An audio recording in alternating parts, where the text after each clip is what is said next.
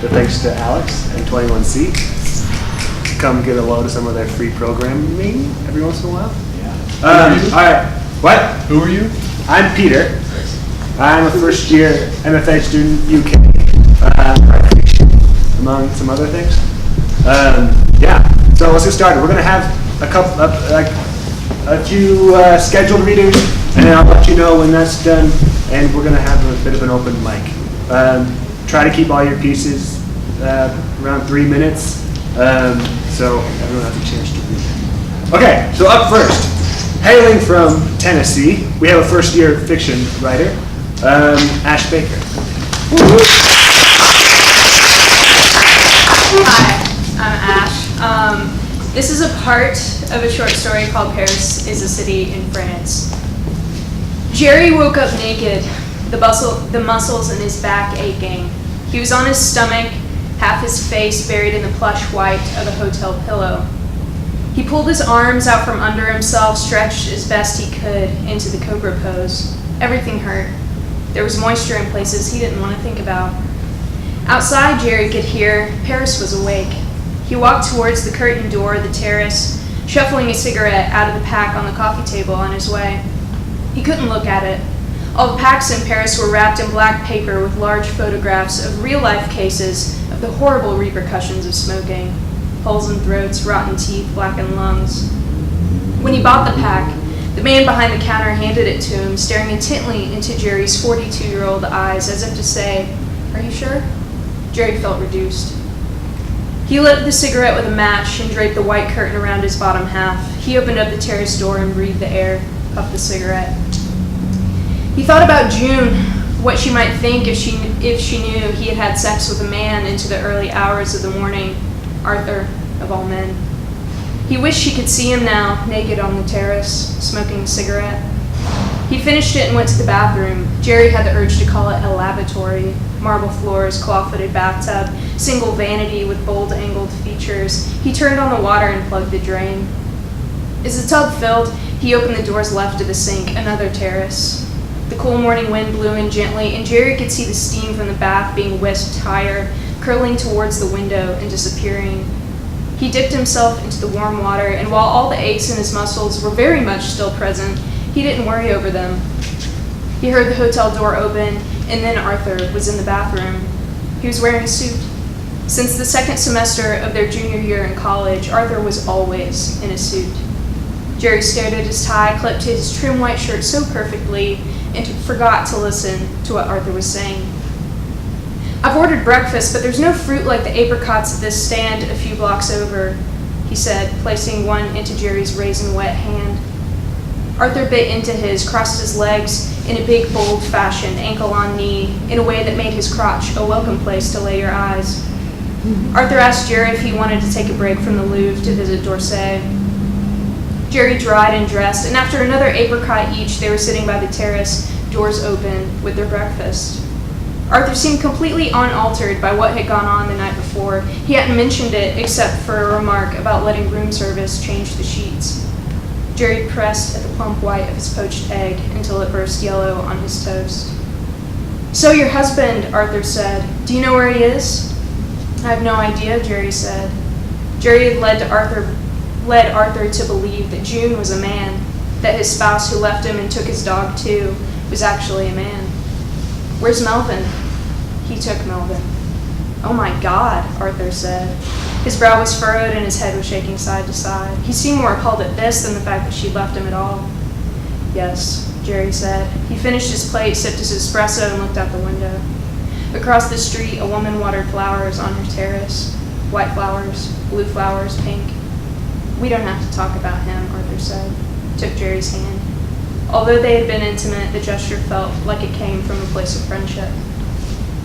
Thank you all.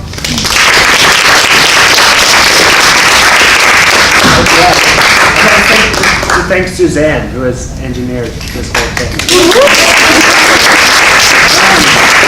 All right, next up we have Isabelle, Isabelle's a second-year fiction student, hailing from Milwaukee, Chicago, San Jose. There you go. I've heard a lot of cities. Yes.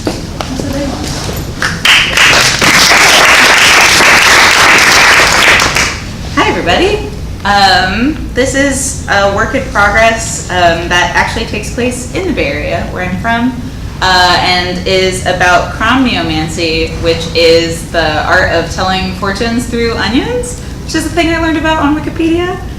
So that's all you need to know. And the story's called Maiden Mother Crone. Highway 9 ran by the nature preserve, and I followed the little map that weekend, along its outer edges, in the Explorer. Hector and I took Ben hiking here once, when he was almost too big to be stuffed into our dark green baby Bjorn. We stomped all around the path, peering at woodpeckers and banana slugs. This was right around when Ben was getting his words. It was paradise to take him anywhere. Ben would point and say, "What's that?" And Hector and I would become Adam, naming things. Pine cone, butterfly, stranger. We spent the drive back chortling and picking tan bark out of our wool socks. In my memory, there were far less cottages surrounding the nature preserve, and none of them so cute. Maybe I just wasn't looking. But the little side street I turned down was covered in them, each a different candy color. Ingrid's house was one of them, framed by bristly hedges and painted sage. Shoots and leaves of all kind erupted out of the expansive garden that took up most of the lawn. Bouquets of rainbow chard and kale were the only things I could recognize from the street. I parked the Explorer and climbed out, staring at the front door. It had to be some kind of hardwood, maple or maybe oak. Something whorled with knots and rings. A nice rustic door, whatever it was. Perfect for knocking on, if only I could bring myself up the stairs. I had asked Leisha to ask Wendy to ask her friend to let Ingrid know I was coming, but I had no way of knowing if the message made it through. Was she even home? Was this even where she lived? As I stood at the base of the porch steps, staring at the door, it opened. A well-groomed brown tabby squeezed out of the opening and leapt onto the porch banister. Its paws crossed like a cranky nurse when it sat, leaving its expansive underbelly to flop over either side of the slim railing. "Hi," I said experimentally, mostly to the cat. The door opened a little wider. "Hi," a voice called. A woman's head poked out of the door. Her face was obscured in the shadow made by the white brim of a sun hat. "I'm Magdalena. You must be Ingrid," I said weakly. Living alone for so many years made me no braver. "Ah," she said, coming further out onto the porch. She was smaller than I expected, dwarfed by an oversized dress that hung past her knees. She wore socks with weathered Birkenstocks, and they shushed against the planks of the porch as she came to the top of the stairs. From under her hat, she peered at me. "So I am, and you must be a customer. Someone was supposed to tell you I was coming." "The onions tell me," Ingrid said, as if this was the most normal thing in the world. More or less. And then she shuffled past me, down the steps, and toward the garden bed. The hefty cat picked itself up from the banister and sauntered after, eyeing me as it passed. I couldn't tell if she wanted me to follow, so I walked a few half-hearted steps toward the garden. In it, I watched Ingrid putter among the array of vegetables growing there, heaps of tomatoes dangling from their trellis, vines of zucchini unspooling on the rich earth, stiff tubes of onion greens in row after row, the cat weaving between them. She hovered over one onion, and then another, and then closed her fist around them, one small hand on each shoot. With a small, forceful movement, she yanked them up and out, sending a spray of dirt out over the garden. "Come," she said, looking up at me, the onions dangling from her fist, a fresh kill. I got a good look at her finally. Silver hairs ghosted all around her sun-damaged face, which was altogether covered in freckles and moles, as if just splattered by the unearthed vegetables. She smiled at me, waving her free hand. "Let's get some answers."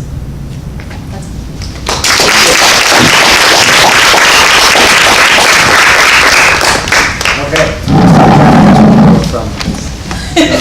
I can still see us. All right. Up next, we have Zeke Perkins, who I know is actually from Baltimore. Zeke is a first-year fiction MFA.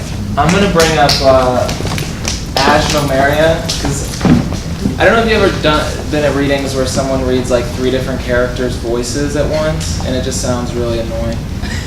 So they're gonna read for me, which is cheating. But it's like a play. Okay. It's called Happiness, this piece. Irene left me last night, and the time before she left, I'd ask her why she wouldn't take all her clothes out of her pink flowered suitcase. Was she going somewhere? There's no space here, Lyle, she'd say. In my double bed, she squirmed around and pushed me off of her and jumped through my room with a pile of my work clothes on the floor, everything covered in sawdust. Come back here, I said, sticking one of my big paws towards her off the bed. She pulled back, shaking her head, throwing my Carhartt pants and jacket, my jeans and flannel, my books and tools into heaps in the corners, sawdust flying. Tell me you love me, I said. I love you, stupid. Stop asking me to say it. Now I'm jumping on the trampoline at my brother Leo's house. I'm supposed to take care of his kids, Lily and Jacob, while he has a date with his wife of many years, Karen. It's a Saturday. The kids laugh and yell excitedly. My socks turn black as the trampoline whines and whinnies. I'm tired, so I drop on my back and stay there. The children keep pounding, though, and my guts jiggle in their linings. Jacob, the 10-year-old, lands a foot near my crotch, cackling with mocking laughter. I started drinking early this morning. When my brother met me at the door, he smelled my breath and said, Jesus, is this something about Eileen? He put up one hand. Actually, I don't care. I can't right now. Just don't drive them anywhere. I didn't say anything. There's coffee in the cupboard. I think we have leftovers in the fridge. He opened one of the stainless steel doors to the refrigerator. I made myself smaller while he looked, careful not to brush up against the framed Liechtenstein print on the wall next to the refrigerator. I'm always conscious of my big frame. I'm 6'4", 200 pounds, conscious of my Cortland State t-shirt, where I did 2 years. Karen and Leo met at Ithaca College, where they both finished. Spaghetti? Leo said, holding out a Tupperware container of it. Just warm it up. He said this like he wasn't sure I knew what to do with food. Then he leaned against the marble countertop and pulled on his wool Stetson cap. Karen came into the kitchen in a red romper. They were going to wineries on Cayuga Lake for the day. Irene would have found them hilarious looking like that. 2 middle-aged hipsters. She might have said. In reality, Karen asked, "You like my romper?" And I said, "You both look great, like kids." My brother sighed. Let's go. Last night when Irene was leaving, her face did contortions, anger gymnastics. I demanded to know where she'd been the last week. I'd said, I'm not somebody you can just mess around with, Irene. Love me or don't. It turned out she had another manic spell and went to stay with her parents in the lake. Her dad was a professor up in Aurora. Nobody wants to see me when I'm in my four walls headspace. She'd say. Why didn't you tell me then? You think that I don't give a shit what happens to you? Don't you think I could help? I said, standing up off my bed and compulsively picking things up off the floor, levels, books, tape, and placing them haphazardly on my shelf. My room is my apartment student housing, even though I'm not a student, very small, with dirty brown carpets and linoleum floors, a kitchen with peeling yellow formica countertops. What? I have to give you minute-by-minute updates on my whereabouts now? And no, you wouldn't know how to help. Why not? You're a fucking carpenter's assistant, not a psychologist, Lyle. I slammed my tape measure into place on my shelf and she flinched back, her left eye twitching. She was very small. She looked down at the floor like she was drawing a line between us. Stay back, you big ogre. You want too much. On the trampoline with the kids, I'm getting sickly sober. I've rolled to the middle of the fabric and they're circling me savagely, like I'm a sacrifice for a death dance. Each of their bounces hits like the kickback from a nail gun straight to the gut. Stop, I say quietly. My stomach is turning and my face is so close to the canvas that I can feel static as it vibrates, zapping my beard. Stop, I say. Jacob laughs at this. So Lily laughs too. She thinks I'm joking. She thinks it's part of the game. I puke all over the trampoline. I'll stop there. Thank you. Okay. Next up, we have Kaylen. Kaylen is first year of poetry.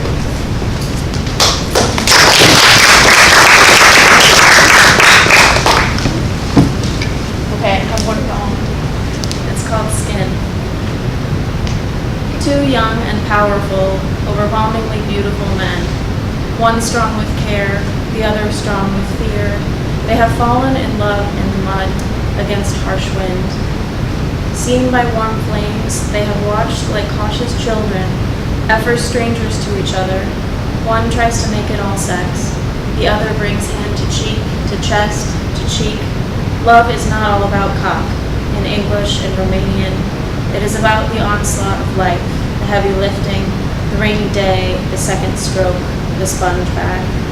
It is about the slow end to hiding oneself from another, about daring to look again, to touch again, about falling into the things that are risky enough to save us.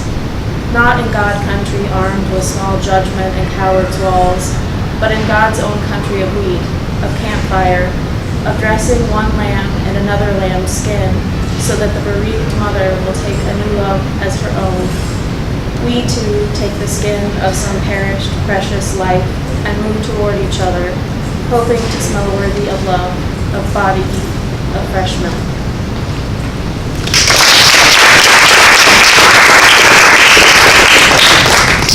Next up, we have first year poetry MFA, Leigh.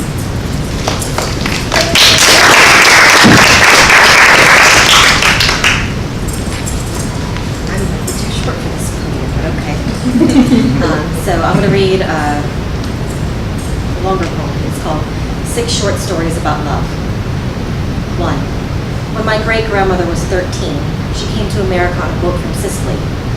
Everything about the journey was wretched. More than twice, she slept in puke and shit, not all of it her own. It was 1927. Her parents had sold their farm, their winter shoes. Her mother sewed the lira in the lining of my great-grandmother's jacket. They chose her over her brother, because at least he could eat if he became a soldier. My great-grandmother was pretty, so her options were different. 2. When my great-grandmother was 16, a letter came to America on a boat from Sicily. It said, "Your brother is dead." It didn't say, "I'm not sure we made the right choice," but that's what my great-grandmother heard. She lived with her second cousin, once removed, in a tiny brick house in Westchester, New York. There was no snow that year. She was so cold. 3. When my grandmother was born, the 6th of 9 children, it was 2 o'clock in the afternoon, and the doctor wouldn't come to an Italian's house. My great-grandmother had married a big, strapping Polak she met at the Catholic Church, where the priest taught English class on Wednesday nights before Mass. 9 years later, she hadn't had a conversation with her husband that wasn't about food, or colors, or what to name all these babies, and she hated trying to say the word yellow. 4. My grandmother's older sister is Bianca with a K on her birth certificate. She spelled it Bianca with a C her whole life, because it was her mother that taught her to write. My great-grandmother scrubbed the faces of all of her daughters with a rough rag, trying to erase their freckles. They are all named White: Elena, Bianca, Chiara, and Lucia, because in the 30s, there was no place for half Italian, half Polish girls with curly hair and no money and no accent. 5. My grandmother doesn't speak anything but English. A few Italian curses and a lot of Polish ones, but all her Protestant friends in school called her Lucy. But before that, her brother Teo, the oldest, used to come home from 1st grade with a wreath of bruises around his neck, the neighborhood boys teaching him to shut the fuck up. Teo refused to eat as long as his mother kept speaking Italian. After that, the kids learned English real quick, and my great-grandmother stumbled through her pencil-scarred dictionary. 6. When my great-grandmother was 37, the last of her babies died. Teo's twin had died too just before his first birthday, so her children were bookended with grief. My great-grandfather did not have the right words in English, so he stood behind her while she rolled sausage in the clean, crumbling kitchen and stroked his work-rough hands down her hair, laid his forehead on her shoulder.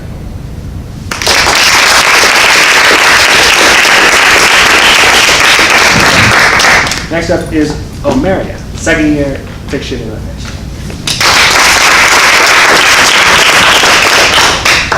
This is from a new piece. It's called All That You Say Is Beautiful, Remember That. It was the phone call that set Patrice's search in motion. She had no idea what to expect from Ari's reaction to her marriage, but the cold click of the phone disconnecting was like the sharp stinger of a wasp piercing through her ear. The two of them had not lived in the same place for nearly 3 years, and during that time, Patrice had given up on a failed acting career, moved back to her hometown, and rekindled a relationship with her ex-boyfriend.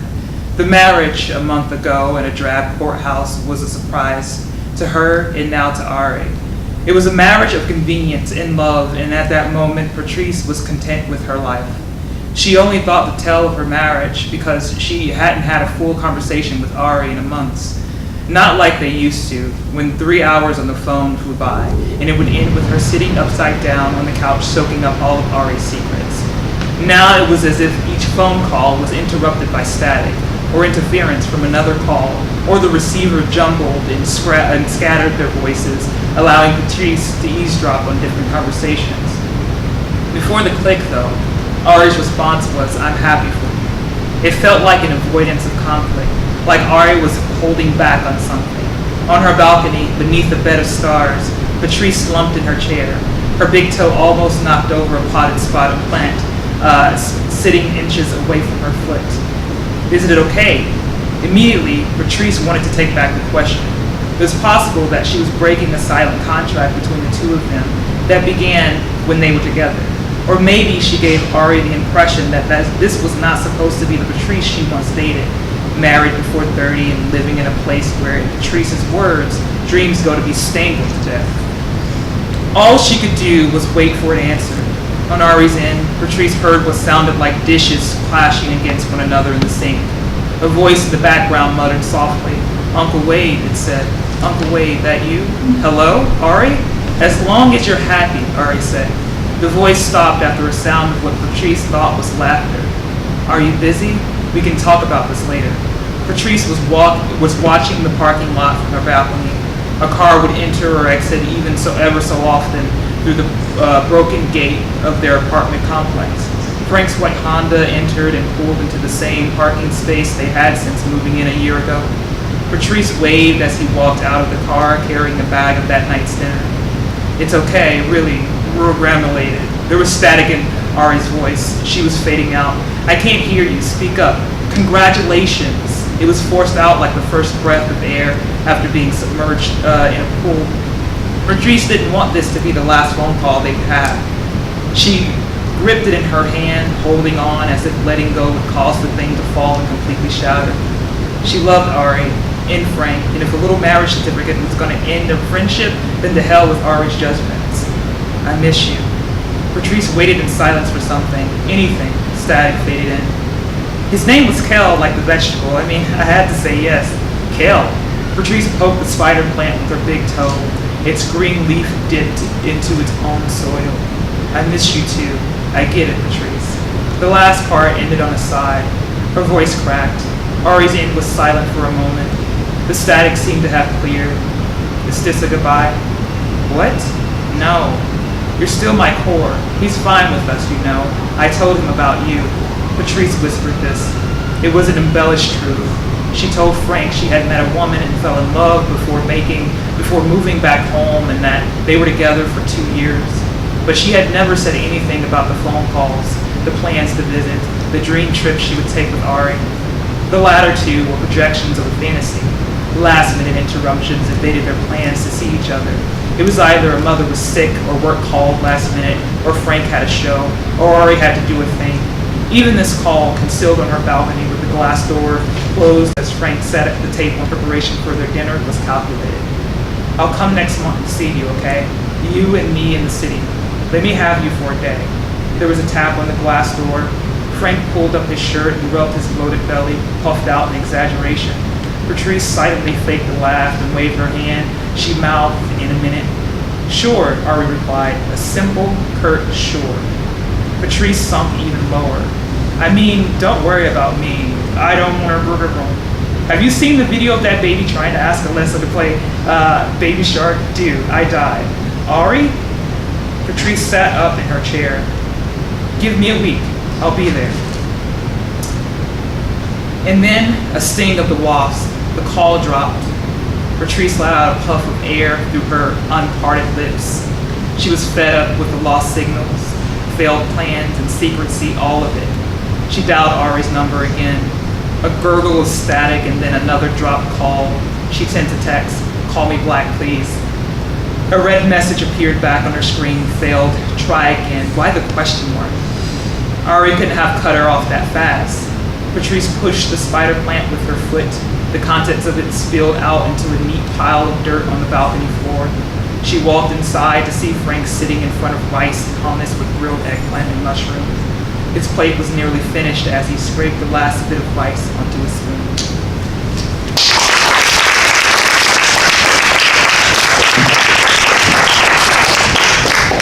All right. Next up, we have Rocky, who's a first-year MFA fiction student. I'm actually going to be reading a poem. Some of it is in Spanish, so I just wanted to note that El Mar means the sea, and abuelo and abuela mean grandpa and grandma. It's called Palm and Sea. In his last wave of life, abuelo asked if I had been to the sea. He looked at me with an ebbing vacancy and asked through his labored breath, "Mijita, has visto el mar?" I had seen the sea from the plain, that flooded, sweet Caribbean he forgot we once visited together. He had talked and pointed to the vast distance, but the only words I knew then were el mar, el mar, el mar. I knew him most from glossed photo prints and the fuzzy birthday phone calls when he sang to me. I visited only every few years, but he loved me through the distance, his Lindita Nieta Raquelita. We thought we lost him years before he went. He left on a walk in his 80th year, and abuela worried, knowing. Tropical rains soon came, and the sloping land across Alto Prado crumbled under the floods. I could only imagine the panic in the home, my primas and tias passing rosary beads through their worried hands.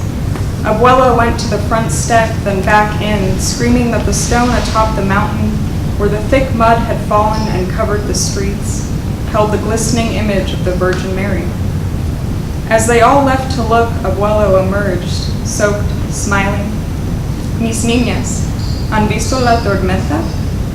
He was virtually untouched by the storm, holding his bread and coffee and damp newspaper as if it had just been any other day. His brightness gradually faded off like a lit boat in the night falling down the shoulder of the horizon. I saw him last at the airport as he cried through a goodbye, unsure if we would see each other again. A few months before he died, he called, but it was hard for him to hear me. We struggled against the phone's ocean of static until he gave up and just kept saying he wanted his ashes spread across the sea. I hear him saying it still. El mar, el mar, el mar. Thank you.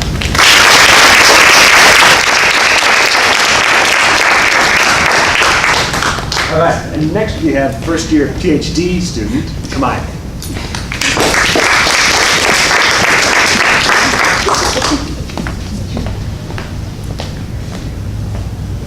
So this is my first time reading at an open mic, and I wasn't sure what to present. I just decided to go with this poem that I wrote 2 days ago. I hope you like it. The poem is titled Individual Catharsis. People scar objects, things, personal belongings, and sometimes other people. They say it is cathartic, satisfying, fulfilling, closure-inducing. Never mind that the objects of their rage lay shattered or destroyed.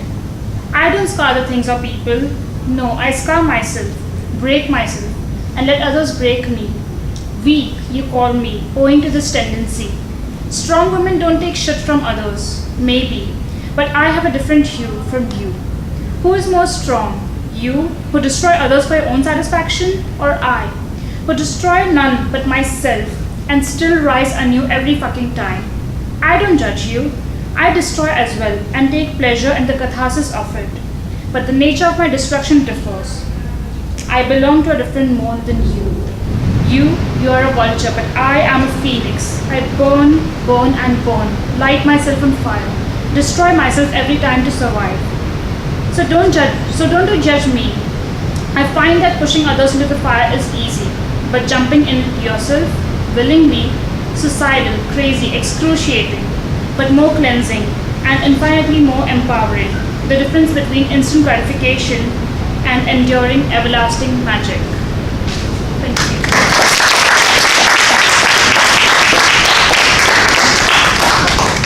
Okay, I'm going to start our open mic because I'm in control. A long time ago, not a long time ago, it was just 6 months ago. I wrote this really long, complicated piece about sexual assault. I'm going to read you the piece that came after that. It's all about snacks. It's called Snacks. I'm cutting out the middle part, so there's not really a narrative. At 6 years old, I choked on a Dorito in the closet. My middle sister, Jane, once accused me of eating the skin off of a rotisserie chicken when I was 9. I met her accusation with so much frustration that I chased her outside and threw a rock, aiming as close as I could for her head. I missed her, but hit the rear window of my dad's truck instead. And I did eat the skin off that chicken. If you have an odd number of pizza rolls, you must split the last pick in half so that you don't receive fewer pizza rolls than your sisters. My oldest sister, Abby, used to lead her younger siblings on traipses through the woods. Essential to this adventure were the provisions, namely buttered toast with cinnamon and sugar wrapped in plastic. It was me and the girls, and as the only boy, my sisters and our neighbor, Olivia, would send me out to forage. I would take my job seriously, but I only ever really wanted the toast. Cinnamon and sugar infiltrated many of our snacks. Another favorite, this time microwaved, a flour tortilla rolled in butter and cinnamon sugar, nuked for 20 seconds, several pairs of eyes watching for the bubbles that signal ideal saturation and softness. Callie, 5 years the youngest, almost succeeded 1 year in replacing all of her stolen Halloween candy with tears. She learned from the rest of us that if she could claim ownership over snacks, then she had a perfect sufficiency. However, she was weaker than us, and so always at our mercy. But she was also the youngest and received attention as such. In carpools from the school building, everyone would want to ride in my mother's big red Suburban with the runners and the reflective orange roof lights like Triceratops horns. At approximately 4 o'clock on these days, out of the littered middle console of the Suburban, my mother would dole out lemon drops. My mother's popularity was a great point of pride for me. Nate, the oldest and my only brother, possibly liked snacks more than the rest of us combined. I have a permanent vision of him in my mind, holding an A&W cream soda and snacking on frozen mint Oreos. Gross. Nate has the height and shoulders of a soccer player. To this day, he over-prepares snack-wise for road trips.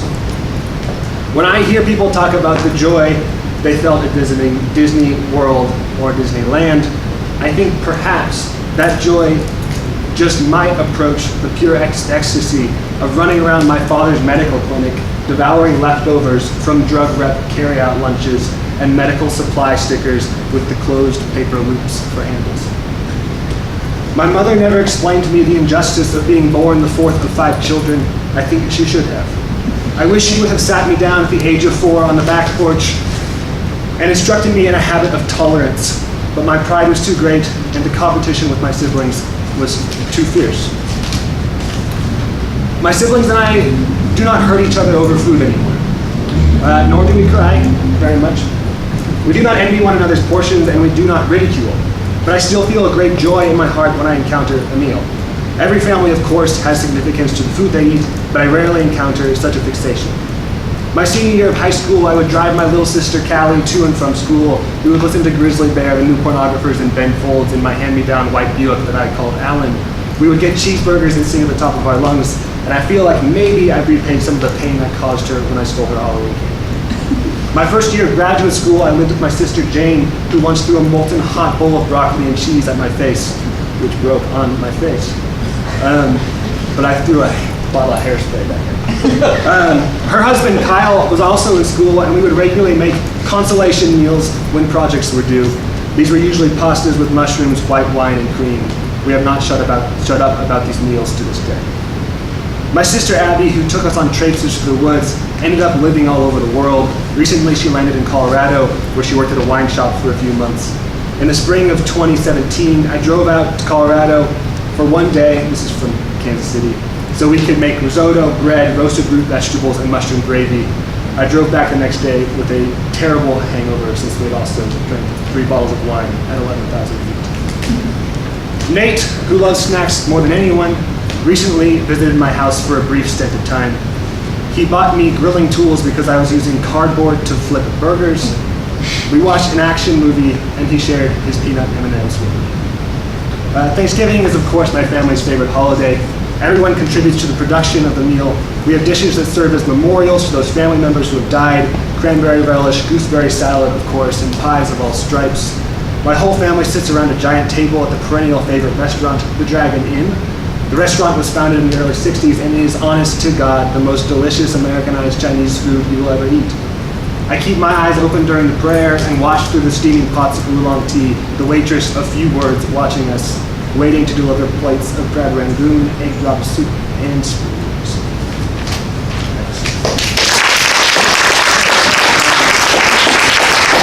So, open mic-wise, if you come up and introduce yourself before you're reading. Okay.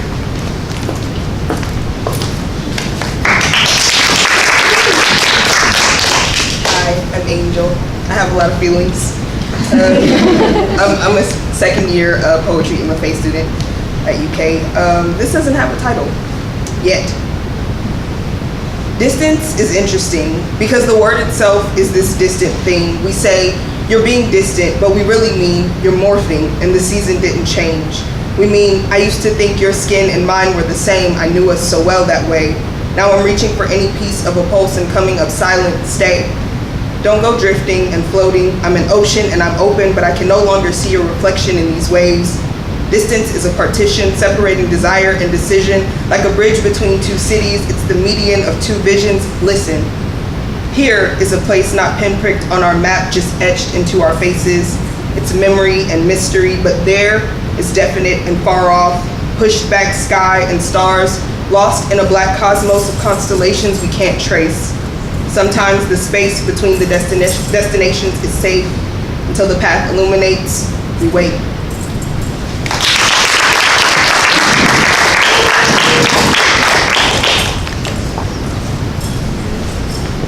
I'm Nate.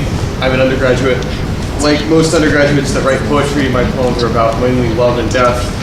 And since tomorrow's All Souls Day, I have two about death. I'll read one. It is comforting to imagine death, gathering human spirits for the next life, like an old lady in the library's nonfiction section, her cloaked form and skeleton hands gently grasping at their spines and laying them neatly in a worn wicker basket, autobiography after autobiography, next to Caring for Your Mid-17th Century Sith and a CD of Karajan conducting Mahler's Second. Or maybe death watches like a balding foreman, sitting on a stack of fertilizer bags in the machine shed while a gaggle of lanky 17-year-olds kick at the dust, and a Thursday afternoon in July sticks to their legs. Some flick their punch cards with an indexed finger, and one inspects the damp splotches his thumb leaves in the spot that will be marked with 4 o'clock's epitaph. Death might meet you like an old friend in a coffee shop. You pretend not to recognize her until she pokes you in the shoulder on her way out the door, somehow remembering your name exactly. Or it could be death's greeting is more like how that same friend met you in college years ago, when you had just made it to the party and she got up from the porch and stumbled down the front steps to offer you a bear hug and a half-drunk can of beer. But what if we're wrong, and there is no medieval game of chess for our souls, or a reaper to be feared, or anything behind the red mask?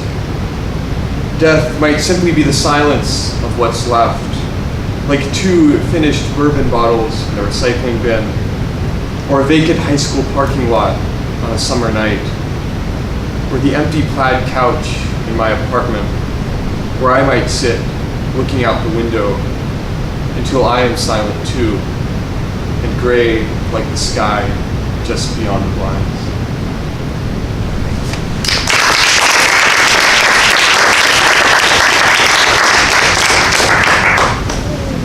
Just gonna run up here. How's it going? I'm Jeremy Flick, second year poet. I've been taking wonderful videos of y'all. So the first one I'm going to read here, I'm going to read 2 short poems. is about a time that I saw the body of a man who jumped off a bridge and then died. It's called The Bridge, after Andy Warhol's suicide Purple Jumping Man. The traffic stops at the bridge, a few seconds, a long breath, an infinity of musty air pushing through the veins. We pass on the far left lane. To creep around a semi and see his body is like peeling back a hangnail too far, like flowers slithering up a throat and blooming among the tonsils. There's earth, and then there's pavement. And then there's Whitman. Have you reckoned the earth much? Have I tasted the soil or only dreamt of it? No, I am the soil. No, I am the pavement. No, I am the moment between bridge and asphalt, the moment of letting go. And then the second poem here, someone broke into my parents' house when my sister was home alone, and my dad's reaction was to get a gun. So that's what this is about. Crab apples. Your father says he's grateful he doesn't have to clean crab apples anymore, as he mimics scooping piles from the gutters with his hands.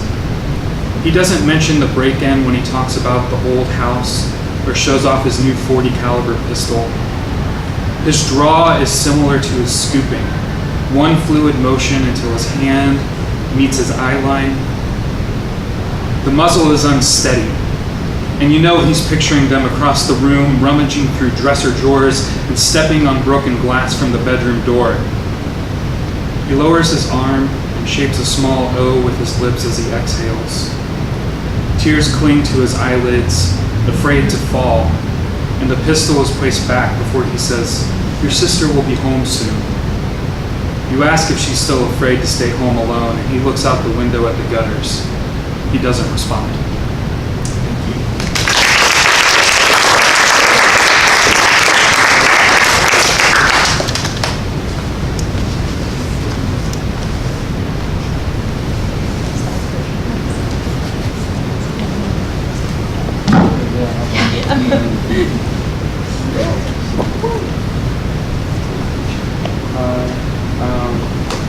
It's just something I've been working on lately.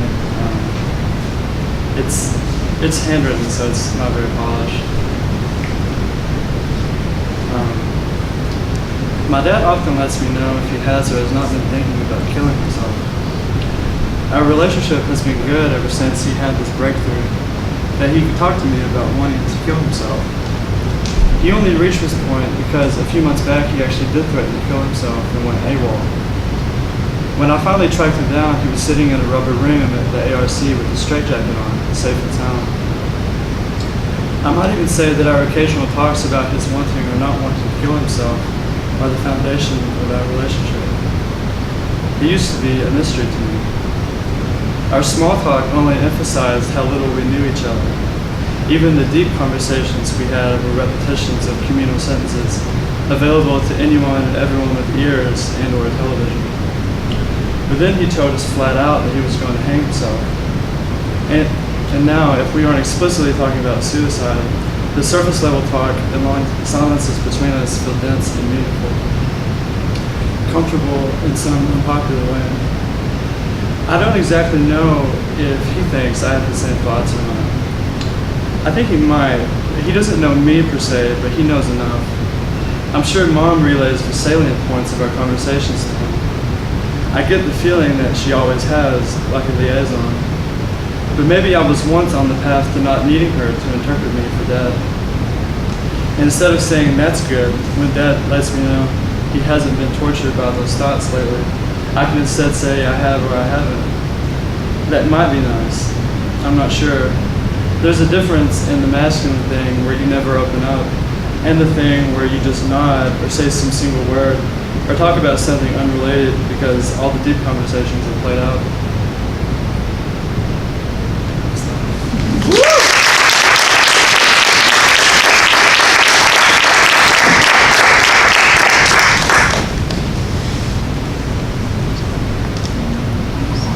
Anybody else? Right, cool. Well, thanks everybody for coming. Make sure you walk around and look at the art.